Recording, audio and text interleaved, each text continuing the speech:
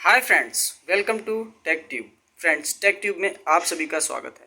मेरा नाम है संजय और आप देख रहे हैं टेक ट्यूब। तो फ्रेंड्स, जैसे कि आप लोग स्क्रीन पे ये देख सकते हैं, यहाँ पे है ये पोर्टेबल हार्ड डिस्क है, ये एसएसडी है, ये पेन ड्राइव है और ये मेमोरी कार्ड है जो कि हम लोग नॉर्मली कैमरे वगैरह में यूज़ करते हैं, और ये आपका एसडी कार्ड है। तो फ्रेंड्स, आज का जो वीडियो है वो होने वाला है, जैसे कि आप मान लीजिए आपके पास कोई लैपटॉप है और उसमें हार्ड डिस्क लगा हुआ है या फिर एसएसडी लगी हुई है, और आपने वो लैपटॉप किसी को सेल किया या फिर किसी को दिया, और उसमें का जो डेटा है आपने उसको इरेज किया, बट उसमें जो आपने डेटा इरेज किया वो प्रॉपर तरीके से किया या फिर कैसे किया, और क्या डेटा डिलीट करने के बाद या फॉर्मेट करने के बाद आपका जो हार्ड ड्राइव या पेन ड्राइव जो होता है, मेमोरी कार्ड वगैरह, उसमें से डिलीट हो जाता है या फिर रहता है। देखिए फ्रेंड्स, मैं आज आपको बता दूं कि हम लोग नॉर्मली हार्ड डिस्क को फॉर्मेट कर देते हैं या फिर डिलीट करके रिसाइकल बिन वगैरह क्लियर करके हम लोग सोचते हैं कि अभी जो हमारा डेटा है वो पूरी तरह से इरेज हो गया है। बट फ्रेंड्स, ऐसा नहीं होता है। आपका जो हार्ड ड्राइव होता है, इसमें जो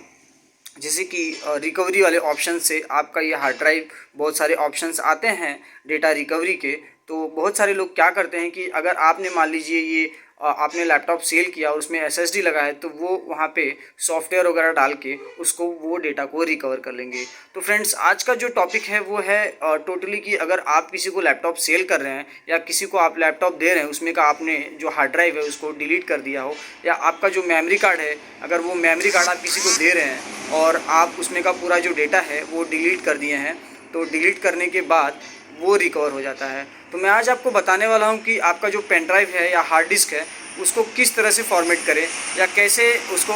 क्लियर करें कि आपका जो डेटा है वो कोई रिकवर ना कर पाए। तो चलिए, जैसे कि मैं बता दूं कि हम लोग चलेंगे अब लैपटॉप की स्क्रीन पे, और एक सॉफ्टवेयर की मदद से हम लोग ये जो पेन ड्राइव या फिर हार्ड डिस्क या फिर एसडी कार्ड, ये सब चीज़ों को मैं आपको फॉर्मेट करना वहाँ पे बताऊँगा। तो आपका जो डेटा है वो अगर रिकवरी वाले ऑप्शन पे भी जाएगा तो वहाँ से भी आपका डेटा रिकवर नहीं हो पाएगा। तो चलिए चलते हैं लैपटॉप की स्क्रीन पे, और वीडियो को ध्यान से देखिए, और इसी तरह का वीडियो देखने के लिए चैनल को सब्सक्राइब करिए। हमारे यहाँ पे लैपटॉप, डेस्कटॉप, प्रिंटर, जैसे कि आप यहाँ पे डेस्कटॉप देख सकते हैं, अभी जस्ट मैंने इसको रिपेयर किया है और यहाँ पे ये टेस्टिंग मोड में है। तो इसी प्रकार का अगर आप टेक्निकली ये सब चीज़ों का आप एक्सपर्ट होना चाहते हैं तो मेरे इस चैनल को सब्सक्राइब कर लीजिए। इसी तरह का वीडियो आपको मेरे चैनल पे मिलेगा। तो चलते हैं लैपटॉप की स्क्रीन पे। सो फ्रेंड्स, हम लोग आ चुके हैं लैपटॉप की स्क्रीन पे, और आप जैसे कि देख सकते हैं दिस पीसी मैं यहाँ पे ओपन करता हूँ, और ओपन करने के बाद आपको यहाँ पे एक सेकेंड, मैं यहाँ पे जो मेरा हार्ड ड्राइव है यानी कि एसएसडी है, मैं उसको लगा लेता हूँ, और मैनेज में जाके उसको हम लोग चेक करेंगे।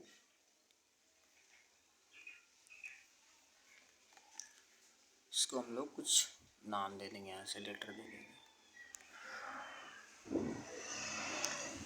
ओके, तो जैसे कि आप लोग देख सकते हैं यहाँ पे मैंने जो एसएसडी है यहाँ पे लगा दिया है, और लगाने के बाद अभी यहाँ पे ऑलरेडी यहाँ पे मैंने ये एसएसडी को फुल्ली फॉर्मेट करके रखा हुआ है। बट मैं आपको दिखा देता हूँ, जैसे कि आप नॉर्मली मान लीजिए आप कैसे फॉर्मेट करते होंगे, यहाँ से राइट क्लिक करके और फिर यहाँ पे जो ये फॉर्मेट वाला ऑप्शन है यहाँ पे फॉर्मेट करके, और यहाँ पे आप जो भी फैट, EXE फैट और NTFS में आप नॉर्मली फॉर्मेट कर लेते हैं, और यहाँ पे आप फॉर्मेट करके यस कर देते हैं। बट इस तरह से आपका जो डेटा है वो पूरी तरह इरेज नहीं होता है। आपके हार्ड ड्राइव में, आपका पेन ड्राइव में वो डेटा वैसे का वैसे ही पड़ा होता है। बट बस एक सॉफ्टवेयर की, जैसे कि रिकवरी सॉफ्टवेयर की ज़रूरत होती है, और रिकवरी सॉफ्टवेयर के बाद आपका जो डेटा है फिर से यहाँ पे मिल जाएगा। तो सबसे बड़ी प्रॉब्लम यह है कि हम लोग ये सोच लेते हैं, और कोई लोग क्या करते हैं, यहाँ से जैसे हार्ड ड्राइव में इन्होंने कोई डेटा वगैरह रखा हुआ है तो यहाँ से आके वो यहाँ से डिलीट, जैसे अभी मान लीजिए मैं यहाँ पे एक फ़ोल्डर बना देता हूँ, और फोल्डर बनाने के बाद मैं यहाँ से आके उसको अभी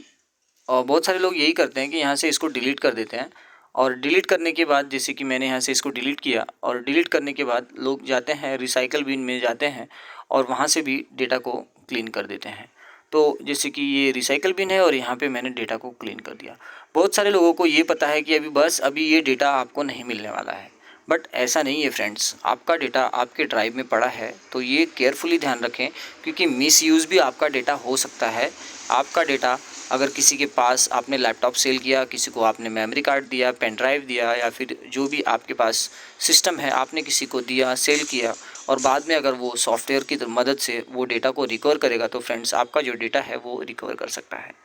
तो उसी के लिए मैंने ये जो वीडियो है मैंने उसी के लिए बनाया है कि आप जब भी किसी भी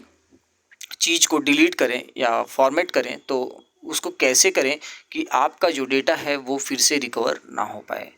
तो चलिए मैं उसी का जो प्रोसेस है मैं आपको बता देता हूँ। सबसे पहले आपको क्या करना है, आपको एक सॉफ्टवेयर डाउनलोड करना है जिसका नाम है फाइल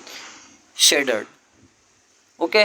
तो ये जो सॉफ्टवेयर है इसको आप इंटरनेट पे जाएंगे और ये आप नाम जैसे ही गूगल वगैरह पे डालेंगे तो सबसे पहला वाला ऑप्शन आपको ये मिलेगा। इसको डाउनलोड करना है और डाउनलोड करने के बाद आपके सिस्टम में इसको इंस्टॉल कर लेना है। इंस्टॉल करने के बाद आपको जस्ट इसमें नॉर्मली यहाँ पे डबल क्लिक करके इसको ओपन करना है और ये आप देख सकते हैं यहाँ पे ये ओपन हो चुका है। तो अगर आप चाहते हैं कि यहाँ पे सिंगल फाइल को आपको डिलीट करना है, तो जैसे कि मैं चाहता हूँ कि यहाँ पे मेरे पास कुछ फाइल है और मैं उसी फाइल को डिलीट करूँ और वो कभी रिकवरी करने में वो फिर से रिटर्न ना आए। तो जैसे कि ये न्यू फोल्डर मैंने बनाया है, यहाँ पे मैंने इसको ओपन किया और ओपन करने के बाद अब यहाँ पे ऑलरेडी मैंने कुछ फ़ाइल बनाया नहीं है, बट आपके पास अगर कुछ फ़ाइल होगी जैसे MP3, MP4 या फिर और भी कोई और डॉक्यूमेंट वाली फ़ाइल जो होगी आपकी, जो मतलब इंपॉर्टेंट फ़ाइल होगी, आप उसे चाहते हैं यहाँ से डिलीट करना, तो यहाँ पे उसको सिलेक्ट करके जैसे ही यहाँ पे वो आ जाएगा तो यहाँ पे आपको जो है कि रिमूव सिलेक्टेड पे आप क्लिक करेंगे तो यहाँ पे जो आपका डेटा है वो इरेज हो जाएगा। और इरेज होने के बाद ये आपका डेटा आपको कहीं पे भी रिकवरी में नहीं मिलेगा। और जैसे कि ये वाला ऑप्शन आप देख सकते हैं शेयर्ड फ्री डिस्क, तो आप इस पर क्या कर सकते हैं, इस पर अगर आप क्लिक करेंगे तो आपका जो ड्राइव है यानी कि पेन ड्राइव, हार्ड डिस्क या फिर मेमोरी कार्ड, आप यहाँ पे इजीली जाके उसको यहाँ पे पूरी तरह से फॉर्मेट कर सकते हैं। जैसे कि मेरे केस में आप यहाँ पे देख सकते हैं मैंने इसको ओपन किया है और ओपन करने के बाद यहाँ पे जो मेरा SSD है मैंने इसको यहाँ पे सिलेक्ट किया और सिलेक्ट करने के बाद यहाँ पे फ्रेंड्स आप देख सकते हैं ये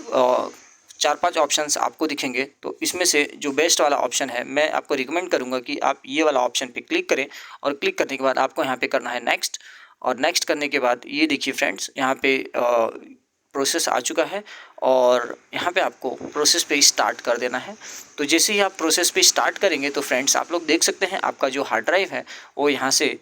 स्टार्ट वाइपिंग डिस्क होना स्टार्ट हो गया है। तो ये थोड़ा समय लेगा, थोड़ा आपको समय देना पड़ेगा और जब ये पूरी तरह कंप्लीट हो जाएगा तो आपका हार्ड ड्राइव पूरी तरह से फॉर्मेट और आपका डेटा कहीं से कोई भी रिकवर नहीं कर पाएगा। तो मेरा मेन वीडियो बनाने का पर्पज़ ये था कि आप जब भी लैपटॉप या डेस्कटॉप या पेन ड्राइव हार्ड डिस्क किसी को देते हैं तो ये चीज़ों का आप ध्यान रखें, क्योंकि अभी टेक्नोलॉजी इतनी एडवांस्ड हो गई है कि और लोगों को इतना नॉलेज भी हो गया है कि लोग ये चीज़ें जो रिकवरी वाला सिस्टम है, काफ़ी सारे फ्री सॉफ्टवेयर्स हैं, ये सब चीज़ें हैं, तो जिसकी वजह से आपका जो डेटा है लोग रिकवर करके और वो डेटा को मिसयूज़ करेंगे। तो मेरा जो वीडियो बनाने का मकसद था वो मेन यही था। बाकी आपका जो ड्राइव है आपके हिसाब से आप फॉर्मेट कर सकते हैं, बट इस चीज़ों को आप ध्यान में रखें कि आपका डेटा कहीं पे मिसयूज़ ना होने पाए। So thanks for watching and इसी तरह का वीडियो देखने के लिए प्लीज़ चैनल को सब्सक्राइब कर लीजिए। So thank you.